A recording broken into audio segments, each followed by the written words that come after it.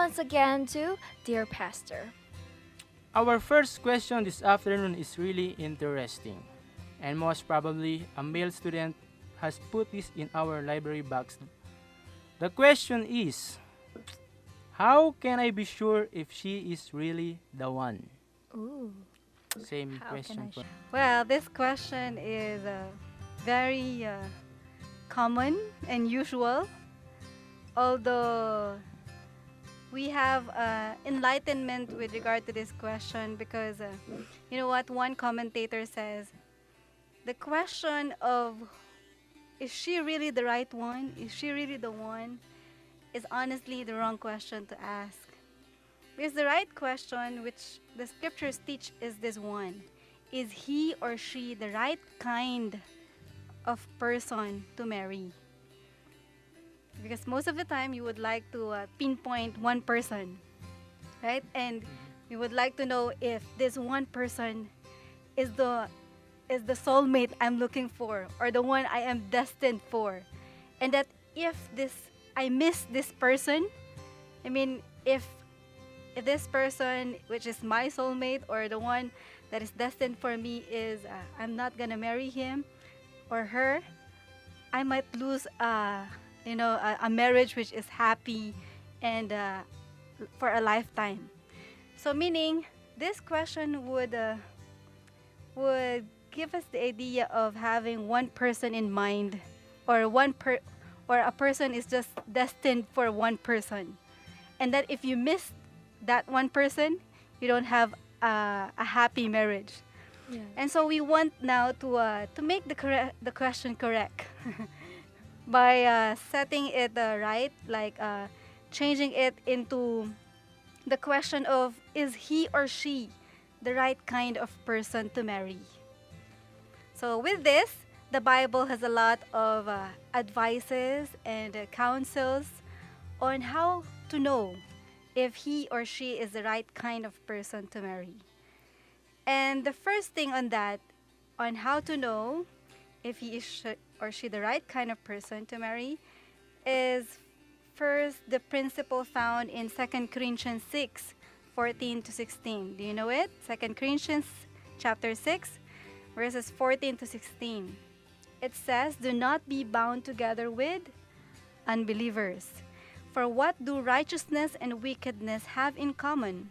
Or what fellowship can light have with darkness? What does a believer have in common with an unbeliever?" So the first thing is, if you are a Christian or a believer of Christ, your first priority, or the kind of person you want to look for to marry, should be also a Christian or a believer.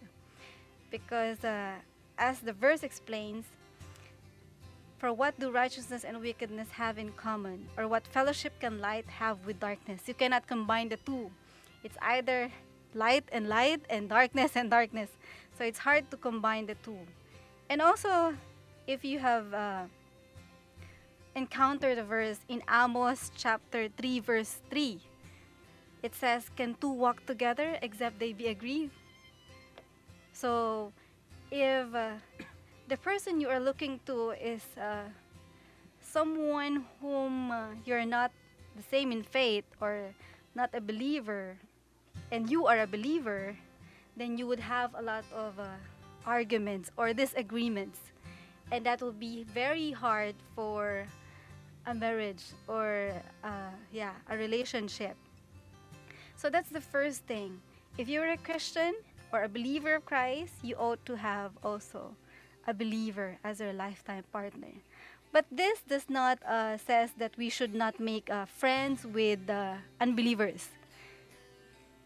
But then when it comes to marriage, you must think that I'll be with him or her for a lifetime. So you need to consider if he or she is a believer at the same time. And there's a lot more in the kind of person that we are looking for to marry. And the Proverbs, the book of Proverbs, is saying a lot, especially about the godly wife or woman. Have you heard about Proverbs 31? It's talking about a prudent wife and a wife with a noble character. And not only that one, Proverbs is also speaking a lot of things that we should avoid. Just for example, a quarrelsome wife or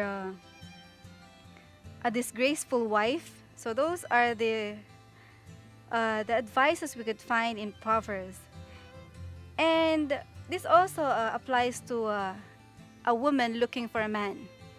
And in Proverbs 14, verse 7, stay away from a foolish man, for you will not find knowledge on his lips. These also people to avoid, which is especially in a relationship, those who are fool, those who are sluggard, and those who does not control his tongue or doesn't have any self-control. And also we should avoid those who lie or tells lies. That is found in Proverbs 6 verse 17. And Proverbs 28 verse 23 also warns about someone who has a flattering tongue. So for those ladies who are looking for a guy, so I think you should be aware of this, that you should avoid people who are lying or fond of flattering you, especially saying you're all beautiful and all the kind of praises he could say. So be aware of those people. And another kind of person to avoid is one who uses harsh words. That is found in Proverbs 15 verse 1. Because harsh words destroy the hearts and minds of others and make a lifetime relationship a lifetime of hurt. And in Proverbs 25 verse 28, also those who lack self-control. Because it says, like a city whose walls are broken down is a man who lacks self-control. So there's a lot of verses in the Bible which will tell us what kind of person we should marry. So it's not really, is this particular person is the one that I should marry, but then you must think and pray and go to the Bible and see to it that he or she is the kind of person that the Bible is pertaining to for a person who is good to marry or appropriate to marry or best to marry. Because again, God wants the best for you. And so the Bible is giving us all these advices so that we could know who is the one to marry. Okay? But this also means that you have to be the best for someone, right? You have Yeah, to know. that's another part of looking for the one, is that you also became the one you're looking for. Yes. Just like that. Mm. And also, this means that you have to settle with one person for the rest of your life, right? Yes, that's why we're asking if she's really the one, because you want to decide that for your lifetime this person is the one you really want to be with. Yes. So that's I mean another principle with this question given to us, because he wants that this person will be the lifetime partner that you will have. What if you thought he was or she was the one? Like you thought he was, at first you thought that he was showing this whole aura of goodness, and then when you get together with that person, you find out he's not just the one. Yeah, that's another dilemma, because there's a lot of people that, especially guys, they're courting a person that sometimes they just know them for a few weeks, and when they courted, and then the ladies would answer yes, so they have engagement already, but then after a few weeks or a few months, the true characters will be revealed, and that's the time that we started questioning, is she really the one? Because we came to a point that we have seen some disagreements, or we had some characters that is not in agreement with us and with the Bible. And so that's another dilemma that a person could face. And so My advice would be um, to ask you the question, what is more valuable to you? Is it your lifetime commitment, or this stage wherein you could still undo? I mean, you could still undo whatever you have done. Because when you enter marriage, it's sacred, and we know that we are not a promoter of divorce or separation. And so we'd rather undo the wrong that we have done before marriage rather than deciding abruptly that she's the one I'm going to marry, although you have seen mistakes, or you have recognized uh, your choices is wrong. So you need to be wise in dealing with that, and of course you don't want to hurt the person. So you must be very tactful at the same time if you have experienced such a situation. So be careful also, no? When especially guys, when you're courting someone, the idea is you should have a long-term friendship and a short engagement and then marriage.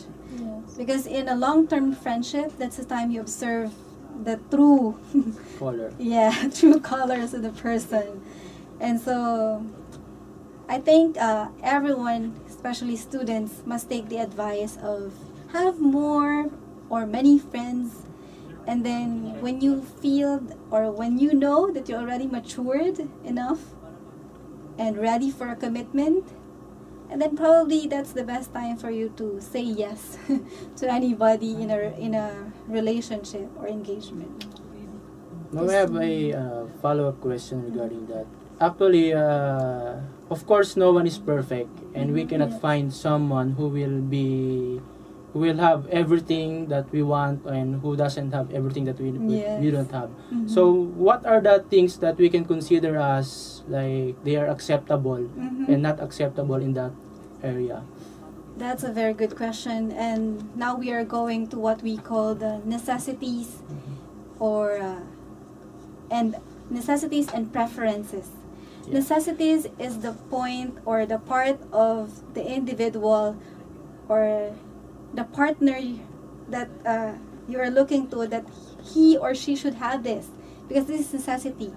But then the preferences, maybe she don't have this, it's still okay for me to have him as my partner because it's just my preference. And preferences is varying from one person to another. Probably for me, he's the most handsome guy, but then for other eyes, he's not. So that's what we call the preference, no? Because we have different eyes and we have different view of what handsome is. So it's not a necessity. That's one Looks thing. is not a necessity. Yes, and by God's grace, it was also written in the Bible that God looks at the heart, no, not in the outward appearance of a person. But the necessities is, yeah, the first thing I've said earlier is that uh, we must be yoked with a believer at the same time. If we are a believer, and if another thing aside from your beliefs, yeah, that's the necessity. Do you have the same beliefs? Do you agree with the values? Do you agree with respect? The value of honesty? Do you believe the value of industriousness? Do you have a common belief in how to spend money? Although sometimes uh, couples are quarreling about money, so you must also consider how a person spends money, because sometimes that's a trouble. And so necessities are more on values and beliefs, while preferences are more on the outward or skills. Like for example, she good in cooking? Could I take it if she's not good in cooking? So that could also be a preference. Is she good in singing? Can I take it if she's not good in singing? Or I can't live without singing or without a person who sings. Yeah. So that's what we call preferences, because some of those are the outward things. But then when it comes to values and beliefs, so those are the necessities. But there are things you can change, right? If you really love that person, you might, can you be like a great help to that person by leading them to God? Like if he's not a believer or she is not a believer, would you change that? Can you? Yeah, that's one thing, because a lot of people are thinking, oh yeah, I'm a believer, and probably by God's grace, I could change this person who is unbeliever. And most of the time, the danger is we're putting the power into our hands that I am able to change this person. Yes. But then unfortunately, it's not us, but the Holy Spirit who could only work in the heart of that person.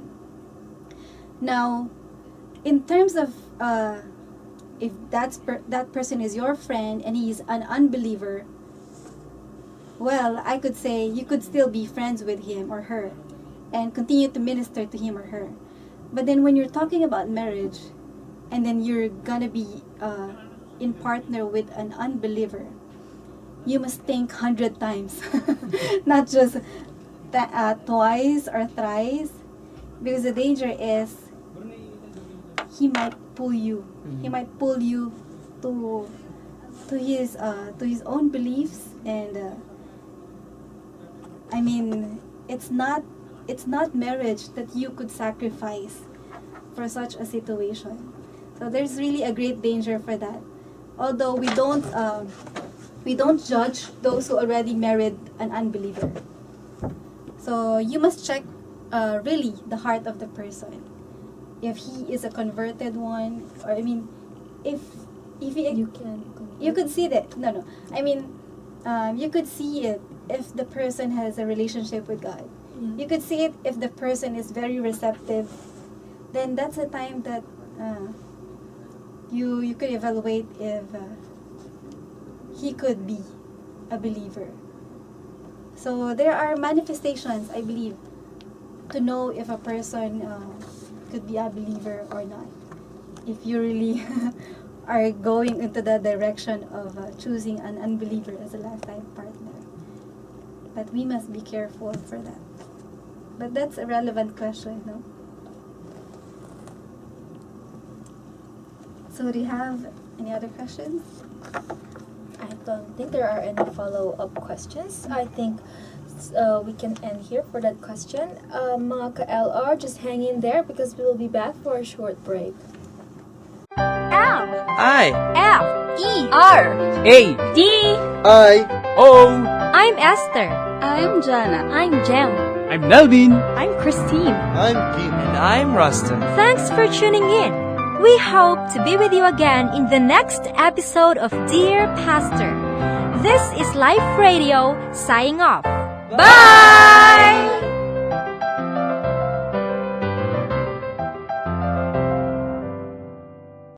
L I F E R A D.